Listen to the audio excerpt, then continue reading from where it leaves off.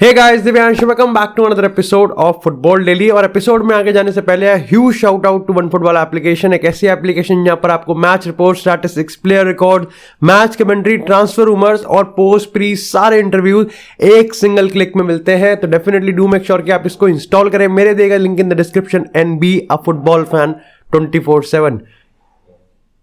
खून खून में बस गया मेरे वन फुटबॉल। लेकिन एपिसोड में आ जाते अपनी पहली अपडेट की अगर हम बात करें तो आते हैं यहाँ पर फीफा अवार्ड्स को लेके, जो कि 2023 में हो रहे हैं, 27 फरवरी 2023। लेकिन कंसिडर यहाँ पर किया जा रहा है 2022 का साल, मेजोरिटी ऑफ द 2022 का साल। और यहाँ पर काफी इंटरेस्टिंग कैटेगरीज हैं। पुस्कस अवार्ड की बात करें, जहाँ पर रिचार्लिसन फेवरेट है। उसके बाद यहाँ पर अगर मेंस कोच की बात करें तो यहाँ पर एंसेलोटी वर्सेस कैलोनी का यहाँ पर सबसे ऊपर नाम आ रहा है। इसके बाद अगर मेंस प्लेयर की बात करें तो किलियन एम्बापे, करीम बेंजेमा और लियोनेल मेसी। अब सबसे पहले यहाँ पर 2-3 चीजें हैं। पहले तो यहाँ पर यह है कि अगर गोलकीपर वाली कैटेगरी की बात करें तो वहां पर heavily Emiliano Martinez versus Thibaut Courtois है। लेकिन इस पॉइंट ऑफ टाइम पे एमिलियानो मार्टिनेज के जीतने के चांसेस काफी ज्यादा हैं और मेरे को लगता है कि डिजर्वेडली सो भी भाई, जिस तरीके से वर्ल्ड कप कैंपेन उनका रहा है। अगेन काफी सारे लोग यहाँ पर चैंपियंस लीग का जो कैंपेन है, मेमोरेबल कैंपेन, जिसमें तीबो कोर्तुआ ने डेफिनेटली भाई उसको कॉन्कर और ओन किया है। लेकिन मेरे को लगता है कि जब आप बात कॉन्टिनेंटल की बात करते हो और आप वर्ल्ड प्लेटफॉर्म की बात करते हो तो ऑफकोर्स यहाँ पर वर्ल्ड कप को ज्यादा वेटेज तो मिलता ही है। And that is the exact reason कि क्यों इस समय यहाँ पर करीम बेंजेमा और लियोनेल मेसी में मेसी को काफी ज्यादा हेविली फेवरेट रखा जा रहा है कि वो यहाँ पर फीफा बेस्ट का अवार्ड निकाल लेंगे।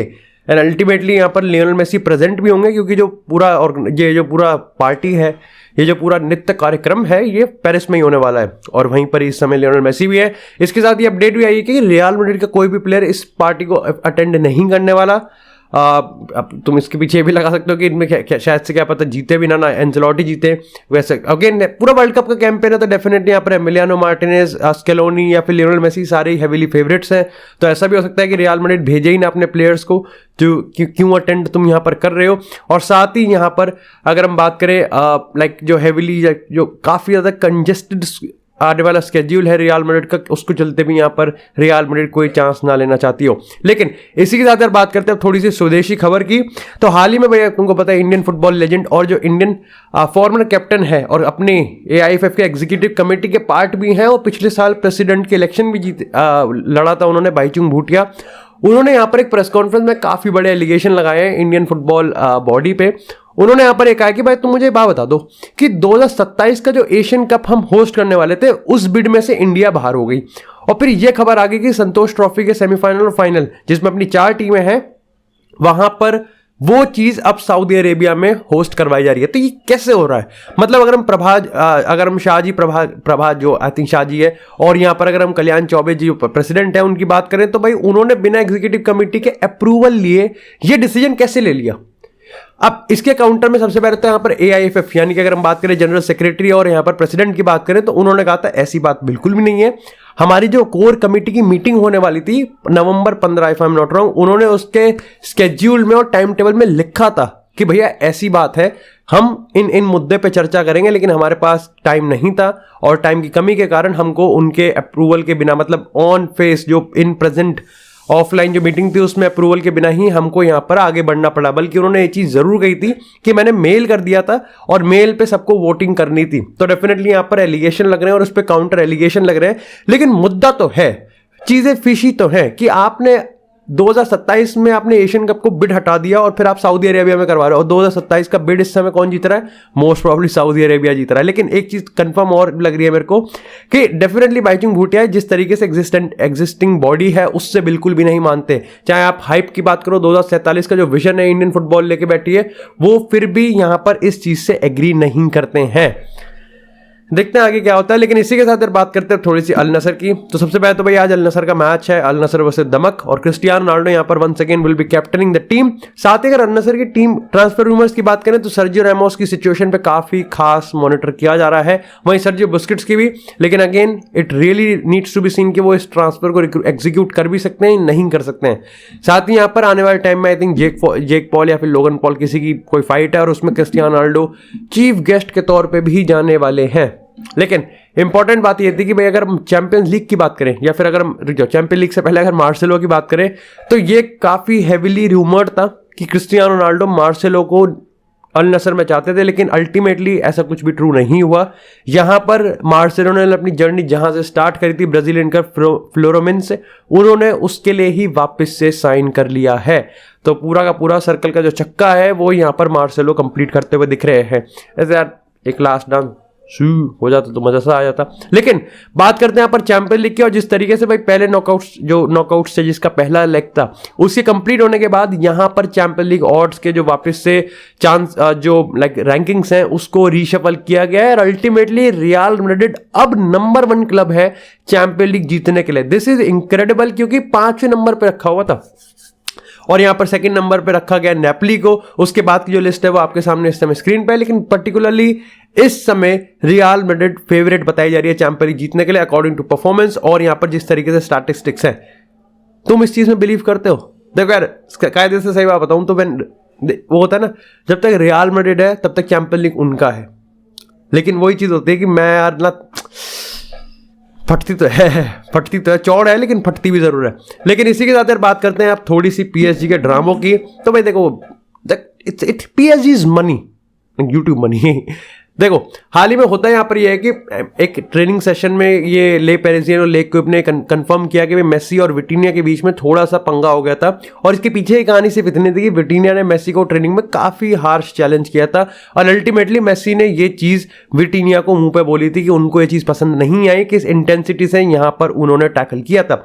हाउएवर इस चीज को वापस से ठीक कर दिया गया, क्योंकि विटीनिया तुमको पता है छोटा सा तो है ही, और यहाँ पर उसको काफी ज्यादा लोग सराहना भी करते हैं उसकी। लेकिन यहां पर अब जब हायर ऑफिशियल की बात करते हैं तो विटीनिया को थोड़ा क्रिटिकल लुक से देखते हैं, क्योंकि तुमको पता है कि ओलंपिक वाले मैच में भी यहां पर नेमार और विटीनिया खुश नहीं थे एक दूसरे से। नेमार पर्टिकुलरली विटीनिया के जो पासिंग सिलेक्शन है उससे खुश नहीं है, और अब मेसी के साथ तो डेफिनेटली यहां पर ऑलरेडी जो समर रिक्रूटमेंट रही है पीएसजी की वो बहुत ही ज्यादा स्क्रूटिनी में है। उसमें भी विटीनिया को लेके तो काफी ज्यादा स्केप्टिकल है कि क्या इसको लेके आना सही है या नहीं सही है।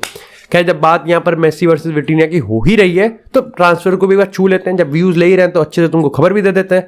अब हाल ही में यहां पर लेक क्विप ने अपने एक एक्सक्लूसिव रिपोर्ट में ये चीज कंफर्म करी है कि as of now Inter Miami है, क्योंकि उनके जो हाल ही में मैनेजर है उन्होंने कंफर्म कर दिया कि हाँ भाई देखो हम ये बोले कि नहीं हमने तो मेसी और सर्जियो बुस्केट्स को साइन करने की कोशिश नहीं किया तो गलत होगा।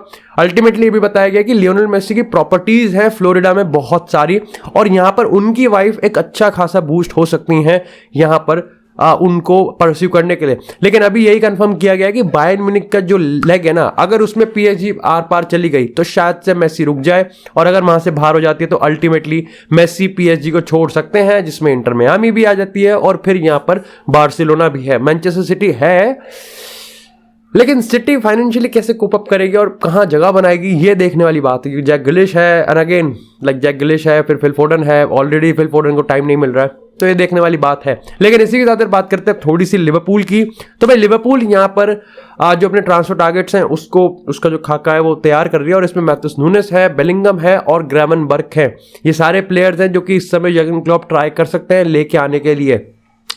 अल्टीमेटली मेरे को लगता है कि इनका जो टॉप टारगेट है वो जूड बेलिंगम ही है। जूड बेलिंगम पे एक एक्सक्लूसिव एपिसोड आया भी था एथलेटिक का, जिसमें यही बताया गया था कि कैसे जूड बेलिंगम अभी इस समय रियल मैड्रिड भी और लिवरपूल भी जा सकता है।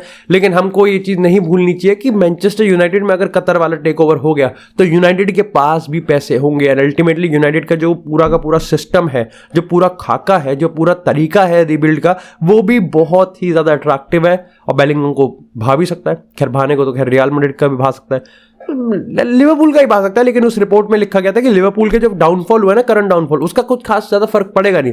वैसे पता है फर्क पड़ता भी नहीं है। देखो मैं अगर पर्टिकुलरली अपनी बात करूं, जैसे मेरे को अगर किसी क्लब को ज्वाइन करना है, मेरा खुद का किसी क्लब को लेके मन है और वो किसी एक बैड फेज से जा रहा है, तो वो कैसे बदलेगा? मतलब ये तो वही बात होगी कि क्रिस्टियानो रोनाल्डो, लियोनेल मेसी किसी का आइडल है। लियोनेल मेसी 5 गोल ना मारे 5 गेम में, या फिर क्रिस्टियानो रोनाल्डो 2 महीने तक गोल ना मारे, बस ठीक है अब मेरा रोनाल्डो आइडल नहीं है, मैं तो लुकाकू के पास चला, वो नहीं होता ना।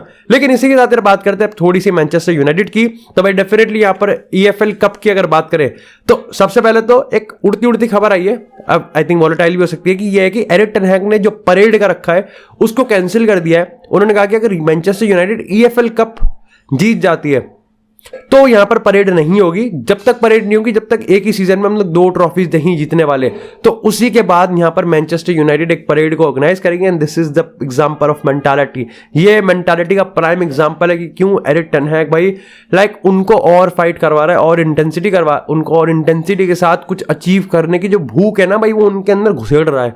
खैर यहां पर इंपॉर्टेंट चीज ये है कि रैशफोर्ड की इंजरी तुमको पता था कि बार्सिलोना में नॉक हुआ है। अभी यह है कि एरिक टेन हैग ने थोड़ा सा मेरे को लगता है कि अपने पत्ते छुपा के रखे हैं।